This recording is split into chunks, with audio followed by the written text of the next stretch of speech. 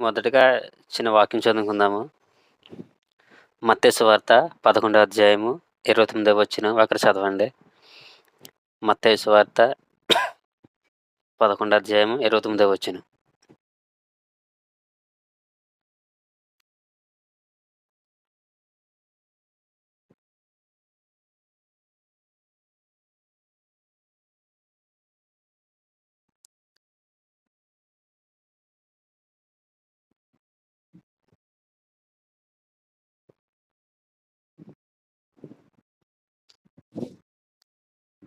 ఆమేన్.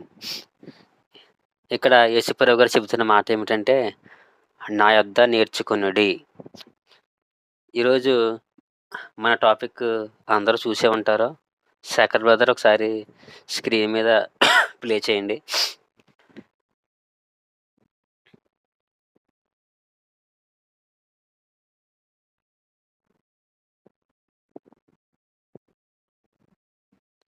నిర్లక్ష్యమే మన లక్ష్యము.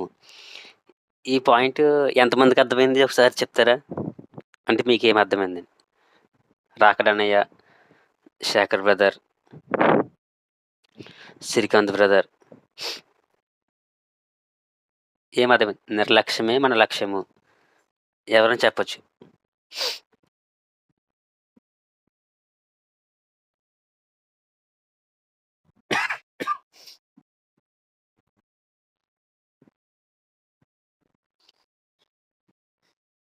ఓకే.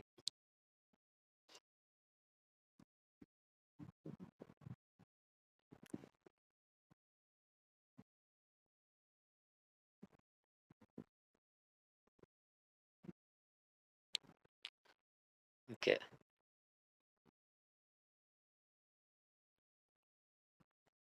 సరే అయితే ఇక్కడ నిర్లక్ష్యమే మన లక్ష్యము ఈరోజు టాపిక్ కాబట్టి ప్రతి ఒక్కరు చాలామంది ఆత్మీయంగా కావచ్చు, శారీరకంగా కావచ్చు, చదువులో కావచ్చు, ప్రతి విషయంలోనే మనకి నిర్లక్ష్యం ఉండకూడదు అని చెప్తారు అందరూని.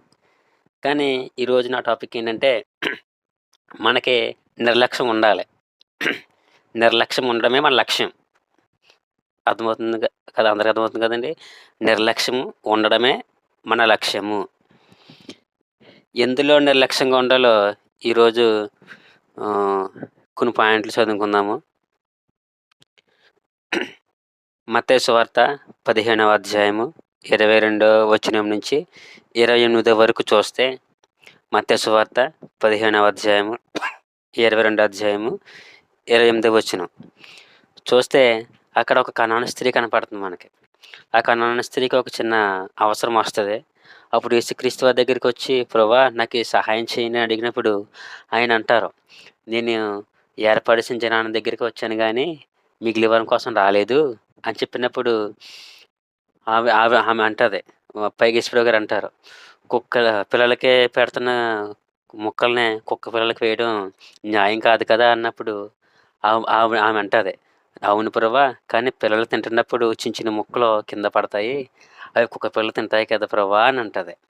ఆ మాటకి యేసుప్రభు గారు చాలా ఆశ్చర్యపోయి, అమ్మా నీ విశ్వాసం చాలా గొప్పదే. నీ బిడ్డకి స్వస్థత కలిగింది. వెళ్ళు అని చెప్తారు.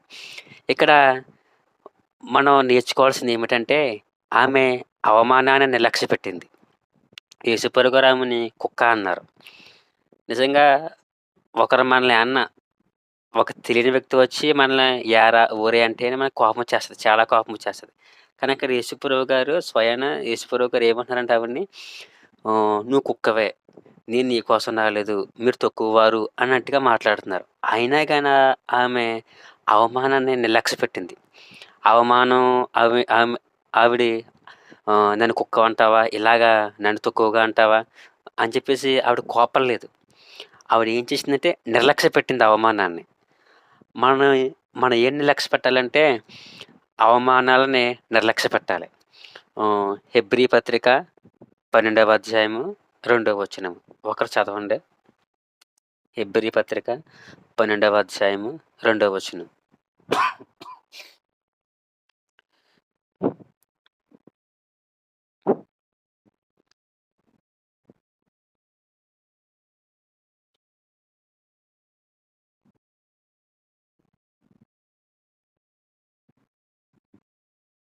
ఒకరు చదవండి.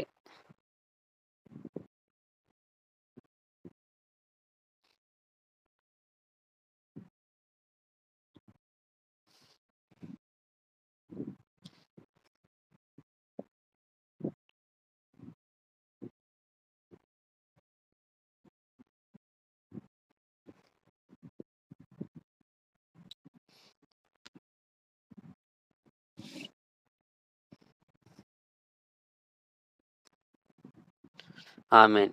ఇక్కడ యేసుప్రభు గారి కోసం పౌలు గారు చెబుతూ అంటున్నారు, యేసుప్రభు గారంట అవమానాన్ని లక్ష్యపెట్టారంట. అంటే మనం ఈరోజు మన టాపిక్ అదే. మొదట్లో చెప్పుకున్నాం. నా యొద్ద నేర్చుకొనుడి అని ఆయన చెప్పారు యేసుప్రభు గారు. ఆయన యొద్ద నుంచి మనం ఏం నేర్చుకోవాలి అంటే, అవమానాన్ని లక్ష్యపెట్టడం నేర్చుకోవాలి. నిజంగా యేసుప్రభు గారు చాలా అవమానాలను భరించారు. మనందరికీ తెలుసు. పిడిగుద్దులు తిన్నారు, మొఖం దుమ్మేయించుకున్నారు, దెబ్బలు తిన్నారు, రకరకాల మాటలు పడ్డారు. చివరికి శిలువ మీద చనిపోయారు. ప్రతీదీ ఆయనకి అవమానమే. పైగా తాను చేసిన మనుషులు ఎదుటే ఒక తప్పు చేసిన వాడిలాగా చేతులు కట్టుకుని, వాళ్ళు అందరికి తీర్పు తీర్చాల్సిన దేవుడే వారి తీర్పు కోసం చేతులు కట్టి నిలబడ్డాడు. ఇది కూడా చాలా అవమానం. ఆయన చాలా అన్ని అవమానాలు ఏం చేశాడంటే నిర్లక్ష్య పెట్టాడు. ఎందుకు నిర్లక్ష్య పెట్టాడు? నేను దేవుడిని, నన్ను ఇలాగంటారని ఎప్పుడు ఆయన అనలేదు. ఆయనకి ఒక తెలుసు, మనుషుల్ని రక్షించాలి. కాబట్టి ఈ అవమానాలను నేను నిర్లక్ష్య పెట్టాలనుకున్నాడాయన. కాబట్టి నిర్లక్ష్య పెట్టాడు. అంటే మన మీద ఆయనకున్న ప్రేమ, మనుషుల మీద ఉన్న ప్రేమ ఏం చేసిందంటే అవమానాలని, నిందలను, దెబ్బలను, హేళనలను ఆయన నిర్లక్ష్య పెట్టేలా చేసింది. మనం కూడా దేవుడి కోసం కొన్ని కొన్ని విషయాల్లో అవమానాలు పడతా ఉంటాం. కానీ అవమానం పడినప్పుడు చాలామంది ఏం చేస్తారంటే వెనకడుగేసేస్తా ఉంటారు. చర్చిలో ఎవరైనా సపోజు శేఖర్ బ్రదర్ అవ్వచ్చు, ఉదాహరణకు నాకు తెలుసు కాబట్టి చెప్తున్నాను. రాకడన్నయ్య అవ్వచ్చు, ఎవరైనా సరే పాట పాడతాకి లెగిసి పాట పాడుతున్నప్పుడు చిన్న చిన్న తప్పులు వచ్చినాయనుకోండి, చాలామంది హేళన చేస్తారు. ఈడికి పాట పాడడం రాదు గానీ గొప్పగా లేచిపోయి పాడేస్తాడు మాటికి చీటికిని. వినలేకపోతున్నాడు బాబు ఈడి వాయిస్ అంటారు చాలామంది. ఆ మాటలు మనకి వినిపించినప్పుడు కొంచెం బాధగానే, వాళ్ళ హేళనగానే ఉన్నప్పుడు మనకు అవమానంగా ఫీల్ అయ్యి ఏం చేస్తారు చాలామంది పాటలు పాడటం మానేస్తారు.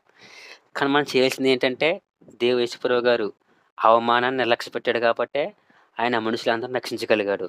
కాబట్టి ఆయన బిడ్డ నేను కూడా అవమానాలను నిర్లక్ష్యపెట్టాలి అని చెప్పేసి మనకు అవమానాలొచ్చినా, ఒక హేళనలొచ్చినా, నిందలొచ్చినా సరే నిర్లక్ష్యపెట్టేయాలి. మీకు ఒక భక్తుడి కోసం చెప్తాను. సెయింట్ ఫ్రాన్సిస్ జేవియర్ అనే భక్తుడు 16వ శతాబ్దంలోనే చాలా గొప్ప సేవ చేశాడు. ఆయన జపాన్ దేశంలోని ఒకరోజు పెద్ద భారీ బహిరంగ సభ ఏర్పాటు చేశారంట. చాలామంది జనం వచ్చేసారు. అక్కడికి సెయింట్ ఫ్రాన్సిస్ జేవియర్ అనే భక్తుడు చేస్తున్నాడని చెప్పేసి ఆయన బోధ వినటానికి చాలా వేల మంది ప్రజలొచ్చేసారంట. గొప్ప గొప్ప ప్రముఖులు కూడా వచ్చారంట. ఎందుకంటే ఈయన గొప్ప సేవకుడని. సాయంత్రం మీటింగ్ జరుగుతుంది. ఆయన ప్రసంగం పీఠిక మీదకొచ్చాడంట. ప్రసంగం మొదలుపెట్టారంట. అందరూ చాలా దీర్ఘంగా ఆయన చెప్తున్న బోధలు వింటున్నారంట. ఇంతలాగా ఒక వ్యక్తి ఆ స్టేజ్ మీదకొచ్చాడంట. వచ్చినప్పటికి ఈ ఫ్రాన్సిస్ గారు అతను ఏమైనా చెప్తాడేమో అని చెప్పేసి ఆయన వైపు ఇలా వంగాడంట. వంగిన వెంటనే ఇతను కాండ్రించి ఉమ్మేసాడంట మొఖం మీద. ఉమ్మేసిన వెంటనే అక్కడ సభలో వచ్చిన వాళ్ళందరూని స్టన్ అయిపోయారంట. ఏంటి ఇంత పెద్ద వ్యక్తి మీద ఇతను ఉమ్మేసాడేంటి అని చెప్పేసి అందరూని చాలా అయ్యబాబోయ్! అని చెప్పి చాలా బాధగా చూత్తన్నారంట. కానీ ఫ్రాన్సిస్ గారు ఏమీ తెలియనట్టు, ఏం జరగనట్టు జేబులోంచి ఒక జేబు రుమాలు తీసుకున్నాడంట. తీసుకొని ఇలా తుడిచేసుకొని మళ్ళీ నవ్వుతూ ప్రసంగం కంటిన్యూ చేశారంట. ఇది చూసిన అందరికి చాలా ఆశ్చర్యం కలిగిందంట. ఆశ్చర్యం కలిగి అయ్యబాబోయ్! ఇంత గొప్ప భక్తుడు ఒక వ్యక్తి ఉమ్మేస్తే ఎలా నవ్వగలుగుతున్నాడో, ఎలాగ మాట్లాడగలుగుతున్నాడని చెప్పేసి చాలా ఆశ్చర్యపోయారంట. ఆ రోజు ఆ సభకి ఒక డాక్టర్ గారొచ్చారంట. ఆ డాక్టర్ గారు చూసి ఇదంతా చూసి అన్యుడు ఆయన డాక్టర్ వచ్చి చూసి, బాబోయ్! ఒక వ్యక్తి మొఖం మీద ఉమ్మేస్తే లెక్క ప్రకారం కోప్పడిపోవాలి, లేకపోతే అవమానంతో స్టేజ్ దిగి ఎళ్ళిపోవాలి. కానీ ఈ వ్యక్తి అలా చేయకుండా చాలా నవ్వుతూ ఏం జరగనట్టు బోధించేత్తన్నాడు. ఇలా చేయాలంటే చాలా శక్తి ఉండాలి. అసలు ఏంటి కారణం అని చెప్పేసి ఒకరోజు ఫ్రాన్సిస్ గారి దగ్గరికెళ్ళి అడిగారంట. అయ్యా! ఆయన మీ మీద ఉమ్మేసినప్పుడు మీరేమీ జరగనట్టు జేబు రుమాలు తీసుకొని తుడిచేసుకొని మళ్ళీ నవ్వుతూ ప్రసంగం చేసేశారు. అసలు ఎలా సాధ్యమయ్యా మీకు అని అడిగారంట. అప్పుడాయన చెప్పారంట. నా దేవుడు మిమ్మల్ని రక్షించడం కోసం ఈ భూమి మీద అనేకమైన పాటులు పడ్డాడు. నిందలు, అవమానాలు, ఉమ్ములు, పిడిగుద్దులు అన్నీ నిర్లక్ష్య పెట్టాడు అని హెబ్రీ పత్రిక 12వ అధ్యాయము 2వ వచనం తీసి చూపించారంట. నా దేవుడే నాకు మాదిరి. ఆయన యొద్ద నేను నేర్చుకుంటున్నాను కాబట్టి ఆయన యొద్ద నుంచి ఇది నేర్చుకున్నాను. అవమానాన్ని లక్ష్య పెట్టాలి, నిందను నిర్లక్ష్య పెట్టాలి అని చెప్పాడంట. వెంటనే ఈ మాటలు ఆ డాక్టర్ గారికి చాలా ఆశ్చర్యం కలిగించినాయంట. వెంటనే ఏమయ్యాడంటే ఆ డాక్టర్ గారు కొంతకాలం ఫ్రాన్సిస్ గారిని ఫాలో అవుతూ మొదలెట్టాడంట. కొంతకాలం అయినప్పటికీ ఈయన కూడా యేసుక్రీస్తు సొంత రక్షకుడిగా అంగీకరించి అనేక ఆత్మలు రక్షించబడటానికి ఇతను కూడా ఒక సాధనంగా వాడపడ్డాడంట. అంటే ఫ్రాన్సిస్ గారు అవమానాన్ని నిర్లక్ష్య పెట్టడం వల్ల ఒక డాక్టర్ గారు మారారు. ఆ డాక్టర్ గారి వల్ల చాలామంది మారిపోయారంట. అంటే నిజంగా అవమానం అనేది చాలా భయంకరమైనది. నిజంగా మనం చదువుకున్న కాలేజీలోని టీచర్ మనల్ని నిలబెట్టినప్పుడు ఒక ప్రశ్నకి జవాబులు ఉన్నప్పుడు మనం చెప్పలేకపోయామనుకోండి, అందరూ నవ్వారనుకో, మనకి తల కొట్టేసినట్టు అయిపోతుంది. ఇంకా మనం తల ఎత్తుకోలేము, ఫ్రీగా ఉండలేము, నవ్వలేము, మాట్లాడలేము, లంచ్ టైంలో భోజనం కూడా చేయలేము. చాలామంది అవమానం భరించలేక చనిపోతూ ఉంటారు. పరీక్షల్లో ఫెయిల్ అయితే అయ్యో మా చుట్టాల ముందు, మా బంధువుల ముందు నేను తలెత్తుకోలేనేమో అని చాలామంది విద్యార్థులు కూడా చనిపోతారు. అంటే అవమానం అనేది చాలా భయంకరమైనది. కానీ ఈశ్వరుగా చెప్తున్నారు ఏంటంటే, అవమానాన్ని నిర్లక్ష్య పెట్టండి. మీకొచ్చిన అవమానాలు, మీకొచ్చిన ఓటములు, మీకొచ్చిన నిందలు, హేళనలు అన్నిటిని నిర్లక్ష్య పెట్టండి. వీటి వైపు చూడకండి. మీ టార్గెట్ పరలోకం, మీ టార్గెట్ నేను. నా వైపు చూడండి, నా యొద్ద నేర్చుకోండి అని ఆయన చెబుతున్నారు. ఫ్రాన్సిస్ అనే భక్తుడు నిజంగా చాలా గొప్ప వ్యక్తి. నిజంగా మన మీద మన గ్రూప్‌లో ఇప్పుడు ఉన్న వారిలో ఎవరైనా సరే, మన ఫ్లెక్స్‌లో మన ఫోటో వేసి ఈరోజు ప్రముఖ స్పీకర్ అని మనల్ని ఇన్వైట్ చేశారనుకోండి సభలకి. మనం ప్రసంగం చేద్దామనుకోండి. ఒక వ్యక్తి వచ్చి ఉమ్మేస్తాం మొఖం మీద. నిజంగా మనం తుడుచుకోగలమా? ప్రసంగాన్ని కంటిన్యూ చేయగలమా? చేయలేం. కానీ ఫ్రాన్సిస్ గారు అలా చేయగలిగారంటే కారణం క్రీస్తు మీద ప్రేమ. నా దేవుడు నన్ను ప్రేమించాడు కాబట్టి నేను నా దేవుడిని ప్రేమించాలి. నా దేవుడు నన్ను ప్రేమించి అవమానాన్ని నిర్లక్ష్య పెట్టాడు. కాబట్టి నేను నా దేవుడిని ప్రేమించి అవమానాన్ని నిర్లక్ష్య పెట్టాలి అని ఫ్రాన్సిస్ జేవియర్ గారు చాలా గొప్ప వ్యక్తి. ఆయన అవమానం నిర్లక్ష్య పెట్టాడు. అలాగే మీ అందరికీ తెలిసిన వ్యక్తి గురించి చెప్దాం అనుకుంటున్నాను. శామ్యూల్ కోసిరి మీ అందరికీ తెలిసిన వ్యక్తే. నాకన్నా ఈ గ్రూప్‌లో చాలా సార్లు అందరికి పరిచయమైన వ్యక్తే శామ్యూల్ కోసిరి. తన సంఘంలోనే ఒకసారంట యూత్‌కి చిన్న ప్రేయర్ యూత్ మీటింగ్ కింద ఏర్పాటు చేశారంట.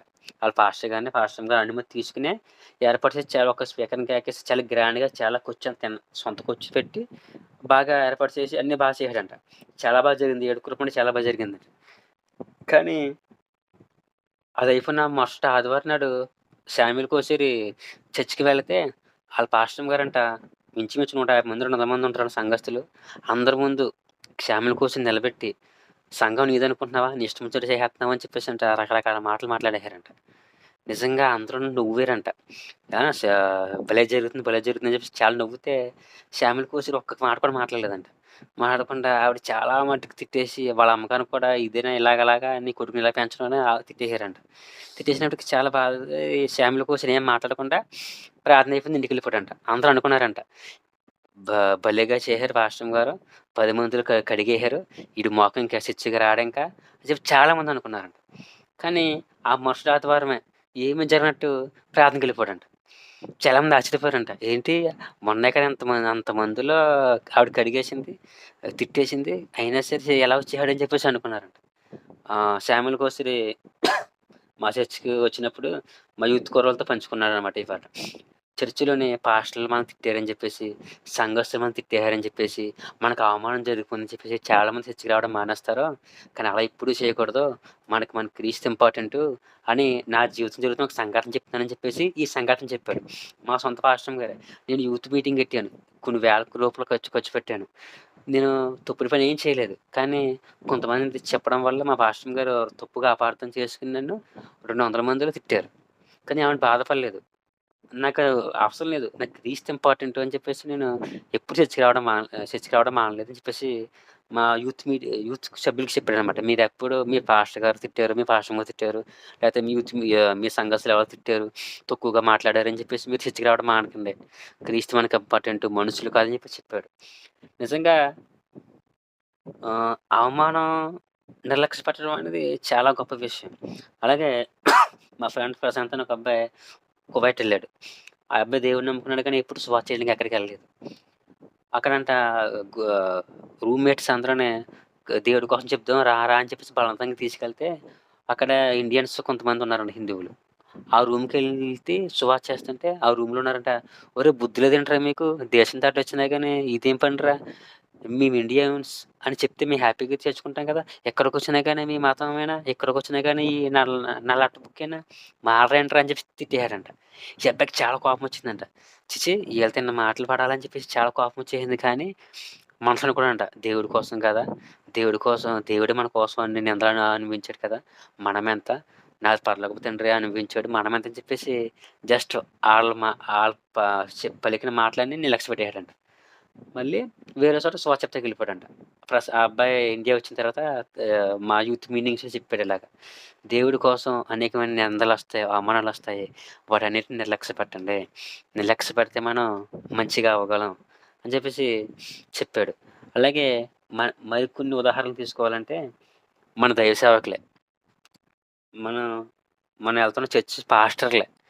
నిజంగా వాళ్ళు ఎంతమందిని రక్షించగలిగారంటే, ఏ నిందలు గాని, అవమానాలు గాని లేకుండానే రక్షించేసారంటారా? మనం మారకముందు మనమే తిట్టుంటాం మన పాస్టర్‌ని. ఈళ్ళ డబ్బుల కోసం, దశంభాగాల కోసం, లేపోతే మూతడు గుడ్డు కోసం ఈళ్ళెలా చెప్తారు? ఇంతే ఈ పాస్టర్‌లకి బతుకు తెరువు కోసం అని మనం రకరకాలుగా తిట్టుండొచ్చు. కొంతమంది మొఖం మీద తిట్టేత్తారు. చదువుకున్నావయ్యా, బుద్ధి లేదా? పని చేసుకోవచ్చు కదా! ఎలాగా ఇంటింటికి తిరిగి ప్రార్థన చేసి డబ్బులు అడుక్కుంటాకి అని చెప్పేసి చాలామంది తిట్టొచ్చు. నిజంగా మన దైవ సేవకులు, మన ఎళ్తున్న సేవకులు ప్రతి ఒక్కరికి అనుభవం ఉంటది. కానీ వాళ్ళెప్పుడూని అయ్యో! నాకు ఇన్ని నిందలొత్తన్నాయి. నేను బాగా చదువుకున్నాను. ఉద్యోగం చేసుకుంటే ఈ బాధలుండవు. ఎవరి చేత మాట పడనవసరం అవసరం లేదు కదా! అని చెప్పేసి ఎప్పుడన్నా వాళ్ళు అనుకునుండుంటే దేవుడి సేవ చేయగలరా? చేయలేరు. కానీ వాళ్ళేం చేశారంటే వాళ్ళకున్న నిందలని, అవమానాన్ని నిర్లక్ష్య పెట్టారు. అందుకే నిర్లక్ష్యమే మన లక్ష్యము. ప్రతి ఒక్కరు మన సేవకుల్ని బాగా అబ్జర్వ్ చేస్తే మన మన సేవకుడు మన ఊరొచ్చినప్పటి నుంచి ఇప్పటిదాకా ఎంతమందికి తెలుసో ఒకసారి మనం వెనక్కెళ్ళి ఆలోచించుకుంటూ ఉంటే, మన కళ్ళ ముందే మన సేవకుడిని తిట్టుండొచ్చు. మన కళ్ళ ముందే మన సేవకురాలిని తిట్టుండొచ్చు. లేపోతే మన సంఘస్థులు ఏమైనా తిట్టుండొచ్చు. మన సంఘస్థులు తిట్టినప్పుడు మన సంఘస్థులు ఎవరు మాట్లాడకుండా వచ్చేసుండొచ్చు. బోలెడు ఉదాహరణలు దేవుడు మనకు చూపిస్తా ఉంటారు. ఎందుకు చూపిస్తారంటే, మీరు కూడా అలా ఉండండి. మీరు కూడా అలా ఉండండి అని చెప్పేసి మనకి చూపిస్తున్నారనమాట. కాబట్టి నిర్లక్ష్య పెట్టాలి. నిందలు, అవమానాలు నిర్లక్ష్య పెట్టాలి. ఈ రోజుల్లో యూత్‌కి బాగా చాలామంది యూత్‌కి ఏంటంటే, పాస్టర్ గారు ఒక చిన్న మాట అన్నప్పటికి కోపమొచ్చేస్తుంది. కోపమొచ్చి చర్చికి రావడం మానేత్తన్నారు. "అమ్మ ఏంటమ్మా నీ బట్టలు ఇలా ఉన్నాయేంటమ్మా" అన్న వెంటనే పాస్టర్ గారు నలుగురిలో నా బట్టల కోసం ఇలాగంటారా? నేను చర్చికి రాను అని కొంతమంది. "అదేంటమ్మా హెయిర్ స్టైల్ అలాగా జుట్టు ఇలా ఉందేంటమ్మా" అంటే 10 మందిలో నన్ను పాస్టర్ గారు ఇలాగంటారా? నేను చర్చికి రానని చెప్పేసి మానేసేవాళ్ళు కొంతమంది. పాటలు పాడతలేదమ్మా, బైబిల్ చదువుతున్నావు గానీ తుప్పులొచ్చేత్తన్నాయమ్మా, కొంచెం బాగా చదవడం నేర్చుకోండమ్మా అని 10 మందిలో నన్నంటారా? అని చెప్పేసి చర్చికి రావడం మానేస్తారు. అంటే 10 మందిలో నన్ను అవమానించారు. 10 మందిలో నన్ను అవమానించారు. ఏంటి ఈ అవమానం మీద దృష్టి పెట్టేత్తన్నారు. కానీ అసలైందేంటంటే అవమానం నిర్లక్ష్య పెట్టాలి. క్రైస్తవుని ప్రతి ఒక్కరు మన పరలోకపు తండ్రి దగ్గర నేర్చుకోవాలి కాబట్టి ఆయన నేర్పుతున్నాడు. అవమానాన్ని నిర్లక్ష్య పెట్టండి అని జెప్పేసి. కాబట్టి మన చర్చిలో మన సంఘస్థులు తిట్టినా, ఎవరు తిట్టినా సరే నిర్లక్ష్య పెట్టేద్దాం. అలాగే అపవాది చాలా తెలివైంది. మరొక పాయింట్ ఏంటంటే ఆత్మీయంగా కాకుండానే శారీరకంగా కొంతమందిని డల్లా చేసేస్తది. ఎలాగంటే ఇప్పుడు చాలామందికి వివాహం అవ్వదు. 30 సంవత్సరాలు, 32 సంవత్సరాలు వచ్చినా సరే. వాళ్ళు పరిచర్యలు చాలా బాగా చేస్తారు. ప్రార్థన చేస్తారు, బైబిల్ చదువుతారు. అన్ని విషయాల్లో చాలా యాక్టివ్‌గా ఉంటారు. దేవుడి విషయంలో. అటువంటి వ్యక్తి దగ్గర ఇంకా పెళ్లి అవ్వలేదా? ఇంకా పెళ్లి అవ్వలేదా? అయ్యో! మా కొడుక్కి 20 సంవత్సరాలకే పెళ్లయిపోయింది. 25 సంవత్సరాలకే పెళ్లయిపోయింది. ఇద్దరు పిల్లలు పుట్టారు. ఇంక నీకే పెళ్లవుతది అని నవ్వుతారు. నిజంగా ఈ మాటలు చాలా హేళనగుండి మనసుకి హత్తుకుంటాయి. చాలా 10 మంది అయ్యో! అందరూ ఇదే మాట అంటున్నారని చెప్పి చాలామంది ఏం చేస్తారంటే డల్ అయిపోతారు దేవుళ్ళని. చర్చికి రావడం తగ్గించేస్తారు. హోమ్ చర్చికి వెళ్తా ఉంటే అందరూ ఇదే మాట అంటున్నారు. పెళ్లి అవ్వలేదా అంటున్నారు. లేకపోతే పెళ్లి అయింది కానీ ఇన్ని సంవత్సరాలు అయింది కానీ పిల్లలు పుట్టలేదా అంటున్నారు. లేకపోతే చదువు పూర్తయిపోయింది కానీ జాబ్ రాలేదా అని అందరూ హేళన చేస్తున్నారు. అయ్యో! ఇంకా అదే జాబ్ చేస్తున్నావు, ఇంకా అదే కూలి పని చేస్తున్నావు అని నన్ను హేళన చేస్తున్నారని చెప్పేసి అంటే అపవాది ఏం చేస్తదంటే మన శారీరక సంబంధమైన విషయాల మీద కొడతది మనుషుల ద్వారా. మనం దేవుళ్ళని అణిగిపోతాం. అపవాది చాలా తెలివైంది. కాబట్టి మన అపవాది ఎన్ని బాణాలేసినా సరే, శారీరకంగా బాణాలేసినా, ఆత్మీయంగా బాణాలేసినా సరే, అవమానం, నిందలు, హేళన ఏం ఏ రీతికేసినా గానీ మన ఒకటే లక్ష్యం నిర్లక్ష్య పెట్టడం. నిర్లక్ష్యమే మన లక్ష్యం. అలాగే మనం ఇంకేమైనా లక్ష్య పెట్టాలంటే దేవుని కోసం మన పేరును, మన గొప్పతనాన్ని, మన ఖ్యాతిని కూడా నిర్లక్ష్య పెట్టాలి. ఒక చిన్న ఉదాహరణ చెప్తాను. ఒకరోజు అదే జగనన్న వాలంటీర్స్‌ని పెట్టారు కదా! వాలంటీర్లకి సన్మానం చేస్తారు ఒక్కొక్కసారి. సంవత్సరానికి ఒకసారి బాగా చేశారని చెప్పేసి రూ. 10,000 అదే గిఫ్ట్‌గా ఇచ్చి అందరి ముందు సన్మానం చేస్తారు. ఒకరోజు దేవుడిని నమ్ముకున్న బిడ్డే వాలంటీర్‌గా చేస్తున్నారు. కరెక్ట్‌గా ఆదివారం నాడు పెట్టారు. ఆదివారం నాడు సన్మానం అమ్మ మీరు ఎంఆర్ఓ ఆఫీస్‌కొచ్చేయండి. వాలంటీర్లందరికీ రూ. 15,000 ఇచ్చేసి సన్మానం చేసేస్తున్నామని. నిజంగా వాళ్ళేం చేశారంటే రేపొద్దున సన్మానం, రేపు ఆదివారం కరెక్ట్‌గా 10:00కల్లా వచ్చేయమన్నారు. అదే టైం 10:00కల్లా మన చర్చిలో ఏముందంటే ప్రేయర్ ఉంది. ఆరాధన ఉంది. కానీ చా ఈ ఈ వాలంటీర్ ఏమనుకున్నదంటే రేపొద్దున ఎళ్ళిపోతాను. నన్ను అందరి ముందు నాకు సన్మానం చేసేస్తారు. ఫోటోస్ దిగుతాము. చక్కని రేపొద్దున స్టేటస్ ఎట్టేసుకోవచ్చని చెప్పేసి ఈ మైండ్ అంతా అక్కడే ఉండిపోయింది. నాకు సన్మానం చేస్తారు. నీ స్టేటస్ పెట్టుకోవచ్చు. నేను ఇన్‌స్టాగ్రామ్‌లో పెట్టుకోవచ్చు. ఫేస్‌బుక్‌లో పెట్టుకోవచ్చు. నాకు లైక్‌లు వచ్చేస్తాయి. నాకు రూ. 10,000 వస్తాయని చెప్పేసి దీని మీద థాట్ పెట్టేసుకుంది. ఎళ్ళిపోయింది. సన్మానం చేశారని అయిపోయింది. కానీ ఇక్కడ తన పేరు కోసం అందరి ముందు సన్మానం కోసం దేవుని ఆదివారం ఆరాధన మిస్ చేసుకుంది. అంటే పేరు నిర్లక్ష్య పెట్టలేకపోయారాళ్ళు. ఇక్కడ కూడా మీకు ఒక భక్తుడి కోసం చెప్దాం అనుకుంటున్నాను. రాకరన్నయ్య హలో రాకరన్నయ్య వినిపిస్తుందా? నీకు పెట్టాను కదా! శేఖర్ ఇది ఎరిక్ లిడిల్ అనే భక్తుడి ఫోటో ఉంది కదా! ఒకసారి చూపించు. Eric Liddell.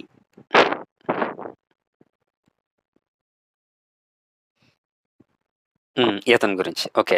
Thank you. ఈయన గురించి మీరు అందరూ వినే ఉంటారు. ఎరిక్ లిడిల్ అనే ఒక ఆటగాడు. దేంట్లో అంటే పరుగు పందెం అది ఉంటాయి కదా! రన్నింగ్ చేస్తారు కదా! 100 మీటర్లు, 200 మీటర్లు, 300 మీటర్లు పరుగు పందాలు ఉంటాయి కదా! చూసే ఉంటారు. ఈయన ప్రార్థనాపరుడు. గొప్ప ప్రార్థనాపరుడు. 1924 సంవత్సరంలో జరిగిన సంఘటన ఇది. ఈయన ఏం చేశారంటే ప్యారిస్ ఎళ్ళాడంట.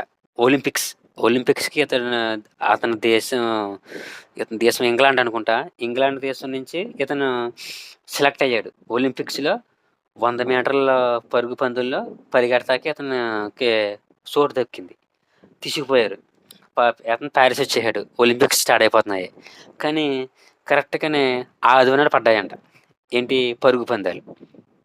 ఆయనకి ఫ్రెండ్స్ అన్నాడంట. ఇంకొక 2 రోజులుంది. 9 గంటలకి ప్రేయర్ ఉంది. కరెక్ట్‌గా 9కే పరిగెత్తాలి అంటే గనక నేను పరిగెత్తను. అలా కాకుండా సాయంత్రం మాటలు ఎప్పుడైనా పెడితే గనక నేను పరిగెడతాను అన్నారంట. వెంటనే ఫ్రెండ్స్ నీకు బుద్ధుందా లేదా? నువ్వేం మాట్లాడుతున్నావు? నీ మీద ఎంత డబ్బు దేశం ఎంతమంది మన దేశం ఎదురు చూస్తుంది. నీ పరుగు కోసం. నీ కోసం మన దేశ డబ్బు ఎంత ఖర్చు పెట్టారు. నువ్వు పరిగెత్తకపోతే మన దేశ పరువేమైపోతది. అలా మాట్లాడతావేంటి? ఈ ఆదివారం కాకపోతే వచ్చే ఆదివారం చర్చికెళ్ళొచ్చు. కొంపలేం మునిగిపోతాయి. నువ్వు అలాగనకు అన్నారంట. కుదరదు. చూస్తున్నాను ఇప్పుడు సమయం వస్తదా అన్నాడంట. కరెక్ట్‌గా ఇతను ప్రార్థనకెళ్ళే సమయానికే పరుగు పందెం పోటీ పెట్టారంట 100 మీటర్‌లోని. ఈయన అతను కోచ్ ఉంటారు కదా! అతని దగ్గరికెళ్ళి సార్ ఈరోజు ఆదివారం ఆ సమయంలో నాకు ప్రార్థన ఉంది. నేను పరిగెత్తలేనని చెప్పేసి వెళ్ళిపోయాడంట. వెళ్ళిపోయిన వెంటనే ఏమైంది? 100 మీటర్‌లో పరుగు పందెం జరిగిపోయింది. వేరే దేశానికి గోల్డ్ మెడల్ వచ్చేసారు. ఇంకా అందరం తిట్టడం మొదలెట్టారంట. బుద్ధుందా లేదా నీకు? ఆదివారం ప్రార్థన ఎక్కువైపోయిందా నీకు? ఇదేంటనుకున్నావు? ప్రతి ఒక్కరికి ఒక చిరకాల స్వప్నము ఒలింపిక్స్‌లో ఆడడమే గొప్ప ఖ్యాతి. అటువంటిది నువ్వు పరుగు పందెం లేకుండా ఎంత గొప్ప పేరు, ప్రఖ్యాతులు పోగొట్టేసుకుంటావా? ఇప్పుడు దేశ ద్రోహి కింద తయారవుతావు నువ్వు. దేశమంతా నిన్ను చూసి ఉమ్మేస్తదని చెప్పేసి చాలా అవమానంగా మాట్లాడారంట చుట్టుపక్క ఆటగాళ్ళందరూను.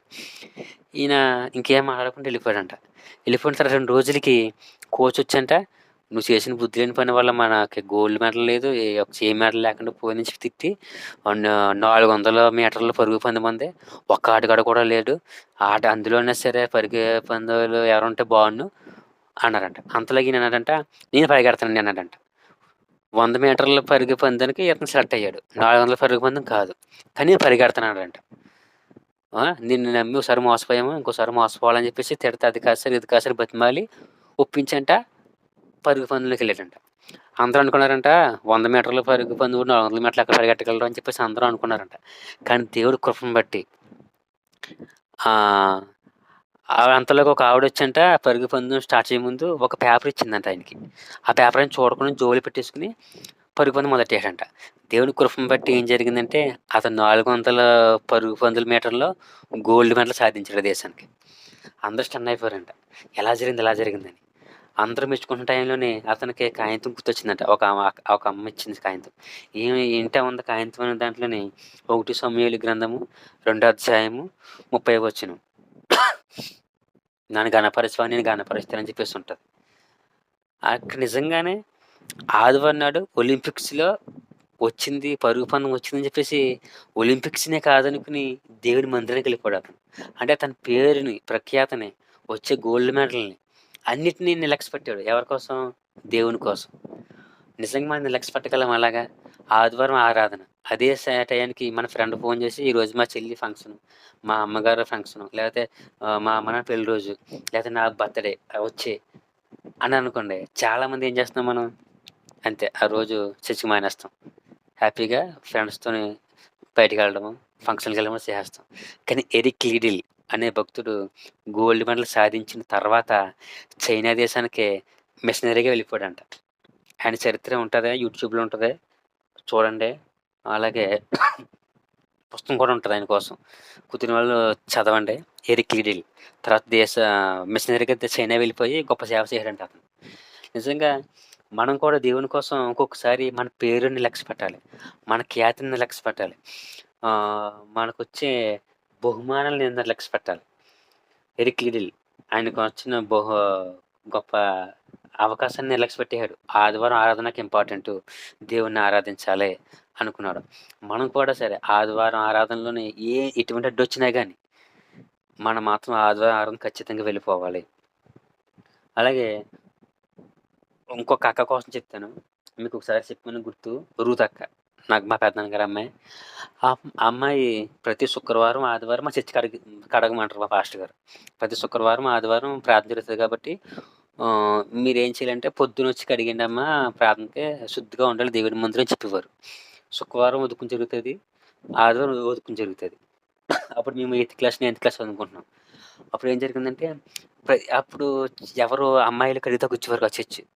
ఈ అక్క ఏం చేసేదంటే ప్రతి శుక్రవారం స్కూల్ మానేసేది. స్కూల్ మానేస్తే ఒకసారి మాస్టారు అటెండెన్స్ చూసినాడికి ప్రతి శుక్రవారం ఈ అక్కది ఆబ్సెంట్ పడిపోతుంది. పిలిచి లేమ్మా అన్నారు. నా క్లాస్ మా అక్క.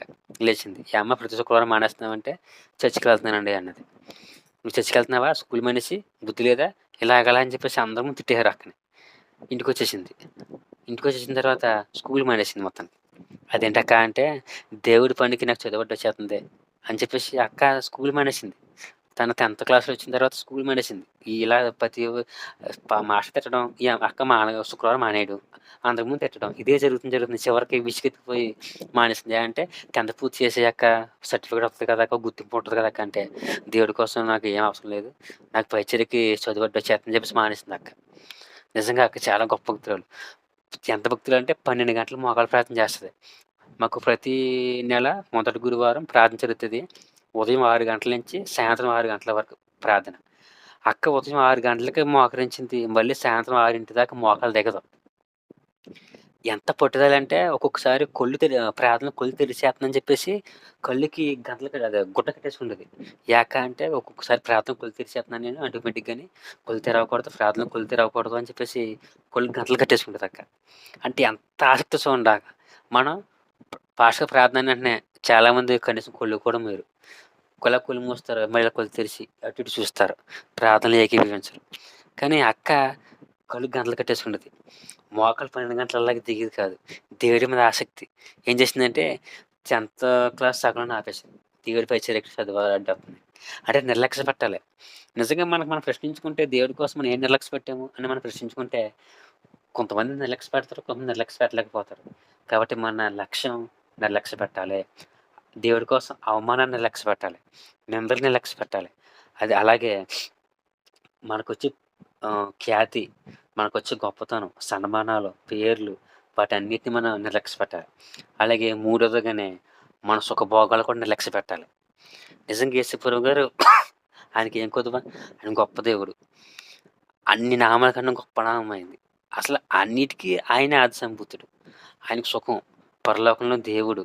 కొన్ని వేల కోట్ల దేవతలతో ఎప్పుడు పరిశుద్ధుడు, పరిశుద్ధుడు, పరిశుద్ధుడు అని కొనియాడబడుతున్న దేవుడు. అంత గొప్ప దేవుడు నిన్ను నన్ను ప్రేమించి సుఖభోగాలను పక్కన పెట్టేశాడు. దైవత్వాన్ని పక్కన పెట్టేశాడు. నిర్లక్ష్య పెట్టేశాడు అంతే. నా బిడ్డ నాకు ఇంపార్టెంటు. పలానా కిషోరు నాకు ఇంపార్టెంటు. పలానా రాకడ కుమార్ నాకు ఇంపార్టెంటు. పలానా శేఖర్ నాకు ఇంపార్టెంటు. పలానా శ్రీకాంత్ నాకు ఇంపార్టెంటు.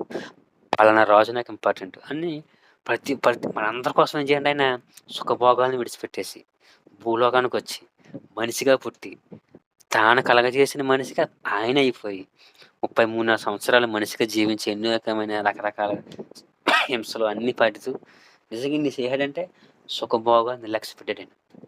మనం కూడా సుఖభోగాన్ని నిర్లక్ష్య పెట్టాలి. పాస్టర్ గారి మీటింగ్స్ అమ్మ వచ్చే వారం నుంచి మీటింగ్స్ అంటారు యూత్ మీద. చాలామంది యూత్ మన చర్చిల వాళ్ళు చాలామంది ఏం చేస్తారంటే నైట్లు నిద్ర మానుకుని పోస్టర్లు అంటిస్తారు, స్టేజ్ ఏర్పాటు చేస్తారు, లేదా టెంట్లు వేస్తారు, లేదా క్రిస్మస్ పండుగలు అవ్వచ్చు, మీటింగ్స్ అవ్వచ్చు, ఫాస్టింగ్ ప్రేయర్స్ అవ్వచ్చు, ఏదైనా సరే చర్చికి ఏం చేస్తుంది చాలా కొంతమంది నిద్ర మానుకుంటారు. అంటే దేవుడి కోసం నిద్ర నిర్లక్ష్యం చేస్తారు. కొంతమంది ఆకలి పని మీద పడిపోయి కొంతమంది భోజనమే చేయరు. భోజనం చేయంటే అమ్మో ఆ పని ఏదైనా నాకు ఆకలి ఎత్తలేదని భోజనం నిర్లక్ష్య పెడతారు. కొంతమంది ఇంటిని నిర్లక్ష్య పెట్టేస్తారు. మన కొంతమంది భక్తులు చూస్తూ ఉంటాం మనం. దేవుడి కోసం కుటుంబాలకు దూరం అయిపోయారు. మార్టిన్ లూథర్ గారు కానీ, జాన్ బంజన్ గారు కానీ, చాలామంది భక్తులు హస్సే గారు కానీ, చాలా హాడ్సన్ టేలర్ గారు కానీ బైబిల్ బయట తీసుకురావడం కోసం వీళ్ళందరూ ఏమంటే కుటుంబానికి దూరం అయిపోయారు. అంటే కుటుంబాన్ని కూడా నిర్లక్ష్య పెట్టేశారు వాళ్ళు. మనం దేవుడి కోసం ఒక్కొక్కసారి కుటుంబాన్ని లక్ష్య పెట్టాల్సి వస్తుంది. ఒక్కొక్కసారి సుఖభోగాన్ని లక్ష్య పెట్టాల్సి వస్తుంది. ఒక్కొక్కసారి మీ క్రిస్మస్ పండుగ జరుగుతున్నప్పుడు ముందు రోజు అన్ని సామాను వచ్చేస్తే ఆ టెంట్ సామాను అనేవాడు ఎవరక్కడ పడుకోలేము ఇక్కడ ఇంత కొన్ని వేల రూపాయల సామాను ఇక్కడ పెడుతున్నామంటే మాకు సెక్యూరిటీ మీరు ఇవ్వాలంటే మా యూత్ సభ్యులు మంచులో పడుకునేవాళ్ళు. పొద్దున్న లేచినప్పటికి మొత్తం మంచుతోని ఐస్ గట్ల అయిపోయి చర్మం చల్లగా అయిపోయేది. అంటే దేవుడి కృపను బట్టి. అంటే ఒకసారి అదే టైం శుభ్రంగా ఇంట్లోకి వెళ్ళి హ్యాపీగా పడుకోవచ్చు కదా క్రిస్మస్ పండుగలకి. కానీ మా యూత్ సభ్యులు ఏం చేసేవారంటే మంచులో పడుకునేవారు. లైటింగ్ కట్టేవాళ్ళు. ఇది వరకు తెల్లవారులు లైటింగ్ కట్టేసేవాళ్ళు 2-3 రోజులు దేవుడి పని కోసం వచ్చిన వాళ్ళకి అన్ని విషయాలు పరిచయం కోసం. అంటే మన దేవుడి కోసం సుఖాన్ని భోగాలు నిర్లక్ష్య పెట్టాలి. హెబ్రీ పత్రిక 11వ అధ్యాయం 24-25 వచనాల్లోని మోసే గారి గురించి మనకు తెలుసు. ఆయన ఫరో కుమారుడిగా అనుకోవడం కన్నా దేవుని ప్రజల యొక్క నిందను అవమానించడం గొప్ప భాగ్యమని ఎంచుకున్నాడంట. సుఖభోగాలను పక్కన పెట్టాడంట ఆయన. మనం కూడా దేవుడి కోసం సుఖభోగాన్ని నిర్లక్ష్యం చేయాలి. చాలా చెప్పుకోవడం చాలా ఈజీ. ఏముంది ఈరోజు నేను చెప్పేస్తున్నాను అవమానం లక్ష్య పెట్టాలి, గొప్పతనం లక్ష్య పెట్టాలి, సుఖభోగాన్ని లక్ష్య పెట్టాలి అని చెప్పేసి చెప్పేస్తున్నాను. చెప్పడం చాలా ఈజీ. కానీ మనం దాన్ని ఆచరించినప్పుడే దేవుడు సంతోషిస్తారు. దేవుడు చెప్పేసి వదిలేదని చేసి చూపించాడు. అందుకే మనకు మాదిరి ఉంచిపోయాను అని పేతురు భక్తుడు తన పత్రికలు రాస్తాడు. ప్రతి విషయంలోనూ కూడా యేసుప్రభు గారు చెప్పేసి అలా చేసింది ఇలా చేసింది చెప్పలేదు. ఆయన చేసి చూపించాడు. ఆయన మనకు మాదిరి ఉంచి వెళ్ళిపోయాడని చెప్పేసి పేతురు భక్తుడు అంటున్నాడు. అంటే మనం కూడా ఖచ్చితంగా నిలబడాలి. చాలామంది ఒక్కసారి అనిపిస్తుంది అందరూ రాంగ్ స్టెప్ వేస్తూ ఉంటారు. మనం ఒక్కలమైన నిక్కార్చుకుంటే సరిపోద్దండి అందరూ అలా ఉంటున్నారు కదా అనుకుంటాం మనం ఒక్కసారి. కానీ ఒకసారి మనం చెప్పుకున్నాం గూగుల్ మీట్లోని ఒక్కడు అనే టాపిక్ కోసం ఎవరి కోసం? మికాయా గారి కోసం ఒక్కడు, మార్టిన్ లూథర్ గారి కోసం ఒక్కడు, జాన్ బంజన్ గారి కోసం ఒక్కడు. అంటే ఒక్కడు నిలబడ్డాడు. ఆ ఒక్కడితోనే దేవుడు గొప్ప కార్యాలు చేసుకున్నాడు. నోవాహు గారు ఒక్కడే. ఆయనతో గొప్ప కార్యం చేసుకున్నాడు దేవుడు. అలాగే మనం కూడా నిలబడినప్పుడు ఈరోజు మనం నిలబడితే చెప్పుకున్నాము. మీ అందరికి గుర్తుందో ఒకసారి 2 పాడావుల కోసం చెప్పుకున్నాం. జైల్లో ఉన్న జాన్ బంజన్ గారిని బలపరిచిన 2 ఆవులని చెప్పేసి టాపిక్ చెప్పుకున్నాం గూగుల్ మీట్‌లోనే. చాలామంది గుర్తుండొచ్చు. బైబిల్‌లోని ఎక్కడో సమూయేలు గ్రంథంలో రాయబడిన 2 ఆవులు క్రీస్తు శకం 1600 శతాబ్దంలో భక్తులకి మాదిరిగా నిలిచాయి. ఎక్కడ సమూయేలు గ్రంథం అంటే ఇంచుమించు 4000 సంవత్సరాలు, 5000 సంవత్సరాలు పూర్తి ఇంచుమించు అవ్వచ్చు. 5000 సంవత్సరాలు పూర్తవ్వచ్చు. ఎప్పుడో బైబిల్ రాసిన ఆవులు ఇప్పుడు 1600 శతాబ్దంలో భక్తుని బలపరిచాయి. అలాగే ఈరోజు మనం నిక్కర్సగా మనం దేవుళ్ళు నిలబడ్డామనుకోండి, దేవుడి కోసం నిలబడితే, ఈరోజు మనం నిలబడితే ఓ 10 సంవత్సరాల పోయిన తర్వాత ఎవరో ఒక సాక్ష్యం చెప్పొచ్చు. పలానా శేఖర్ ఆ రోజు నిలబడ్డాడు. తను చూసి నేను ఇన్స్పైర్ అయ్యాను. పలానా రాజు నిలబడ్డాడు. ఆ ప్రజలను చూసి నేను ఇన్స్పైర్ అయ్యి నేను నిలబడ్డాను.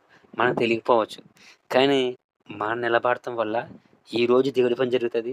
ప్లస్ చాలామందిని అబ్జర్వ్ చేస్తున్న చాలామంది నిలబడతారు. కాబట్టి మనం నిర్లక్ష్యం చేయాలి. మనం నిర్లక్ష్యం చేయాలంటే ఒకే ఒక్కటే, ప్రేమించాలి. దేవుడు మనల్ని ప్రేమించాడు కాబట్టి అన్నిటిని నిర్లక్ష్యం చేశాడు. కాబట్టి మనం దేవుడిని ప్రేమించామనుకోండి, మనం కూడా నిర్లక్ష్యం చేయగలం. మరి ఇంత ప్రేమ ఎలా మనం సంపాదించగలం? ఒకటే మార్గం, ప్రార్థన.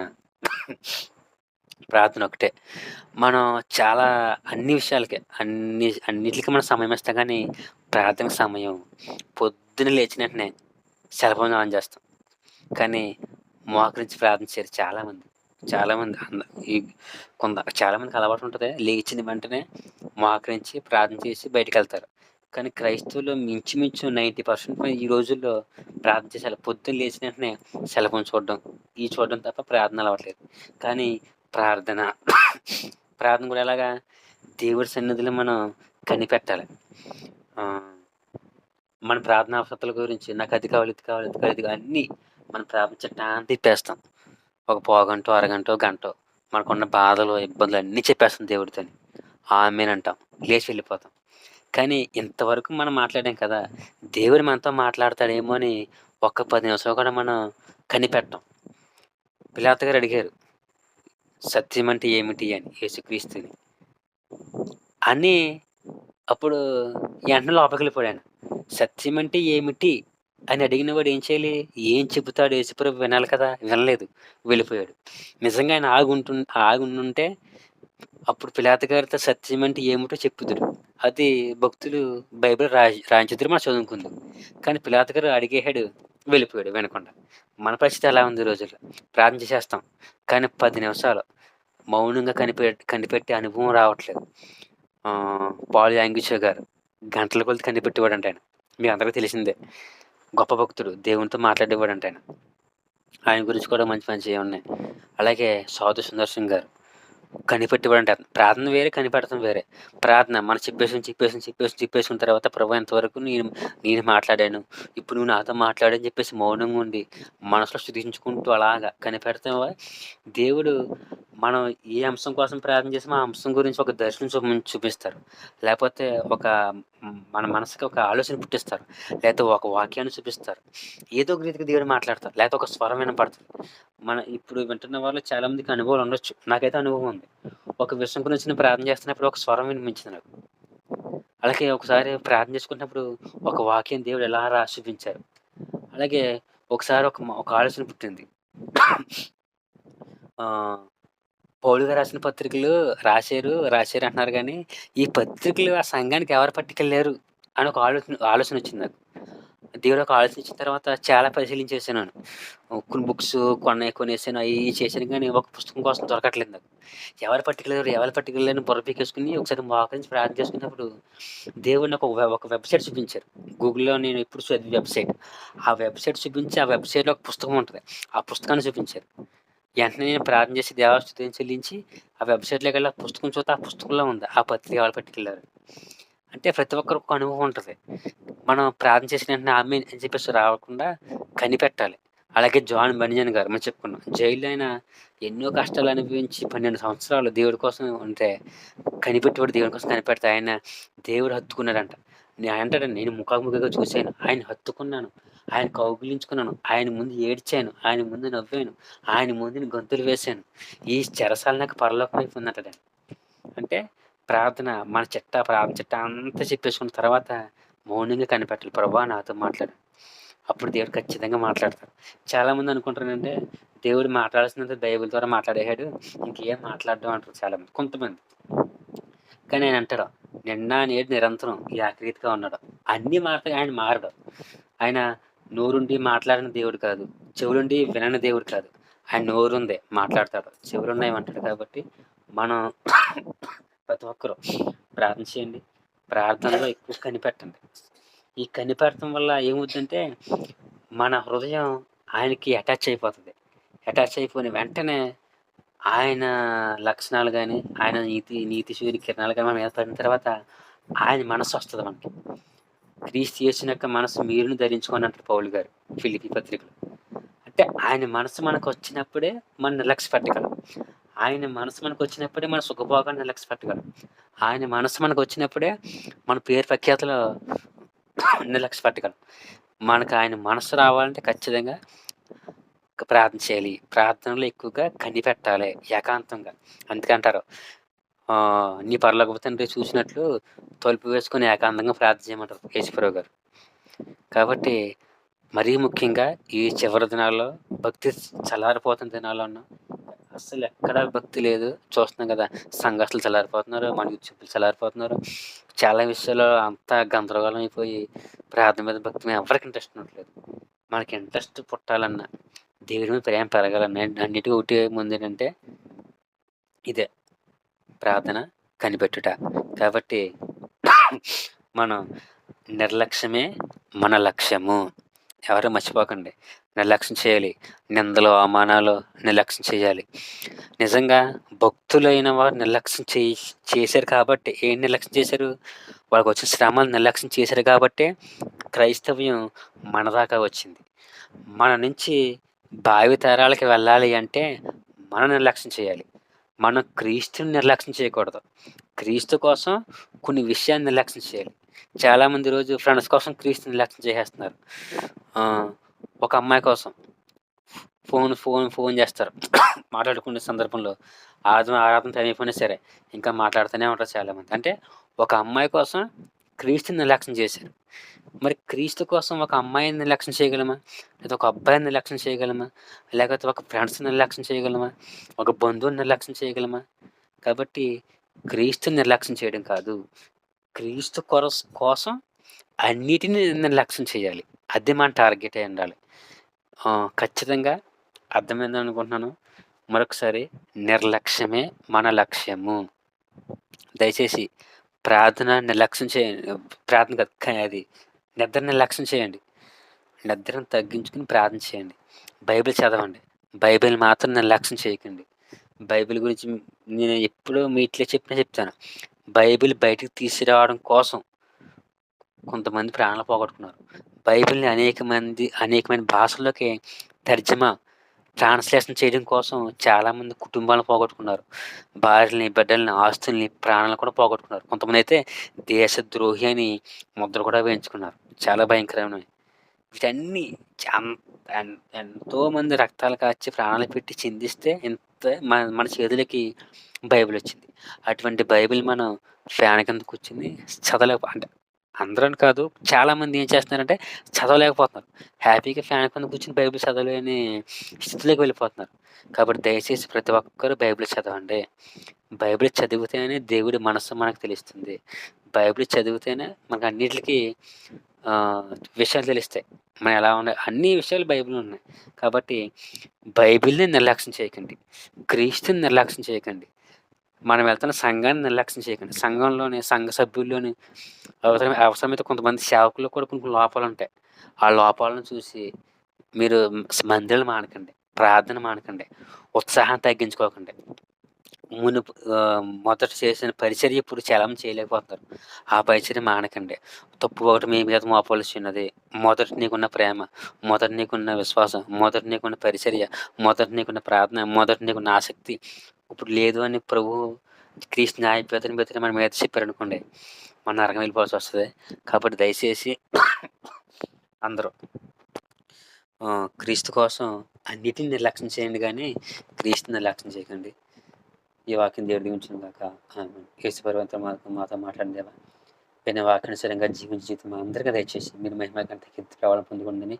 30 దంతలు, 60 దంతలు నూరంతలుగా ఫలం చేయమని మా హృదయమైన పల్లక మీద మీరు ముద్రించి మా జీవితకాలం అంతా ప్రభా మీకోసం అన్నిటిని నిర్లక్ష్యం చేసే భాగ్యం మాకు అనిపించి నిర్లక్ష్యమే మా లక్ష్యంగా జీవించే భాగ్యం మాకు దయచేసి మహిమ పొందుకోమని వాక్యమైన పెండ్లి కుమారుడుగా రానైనా యేసుక్రీస్తు వారి పరిశుద్ధ నామం నడుకొనుచున్నామా పరమ తండ్రి. ఆమేన్.